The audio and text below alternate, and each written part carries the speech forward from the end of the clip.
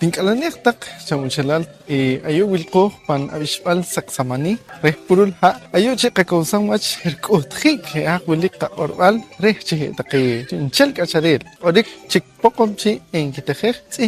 ilhujunik panqa orbal Kalenta hawataq mawili chiwechi wachkan awili yatasloqila kushran inalihi amalia Teresa koichi anachi hola tijinik reh tijum alpoqomchi wilik yunak ehniyas kila kushris ke chuchel taqewichi reh chuchel taqe hawachaq utom yaw saqiki kushri winti ere tijum alre poqomchi re di makisir chihokala halik yacha qere chuchel tijum alre halik maqam taq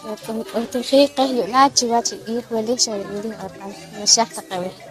Kalenta kawecha winchelan ren ihnalihin aura violeta ka alichich ihnalo isbal aldea saksamani sirih tikhnik re pakanchi in ashwach ilkhwachu in ashwach pampakon ere nakwahin chire taqe aru taqe wasancha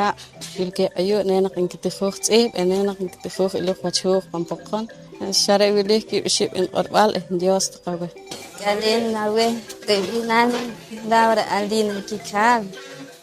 hin kintan chicholo chupampo komchi rechi ahwal wachinen qatije manetan qasas qapokomchi rechinen qatiq wach indios taqawe. Mi nombre es Francisco Rosales Reyes, soy el director actual del Instituto Nacional de Educación Básica de esta comunidad de Sacsamaní. Agradecer a la academia en primer lugar por acercarse aquí a esta comunidad, ya que es importante fortalecer los idiomas de Guatemala, especialmente la comunidad lingüística de acá de Sacsamaní, que ellos dominan el idioma poconchi, ¿verdad? Qachashe haweta qoqorok pampoqomchi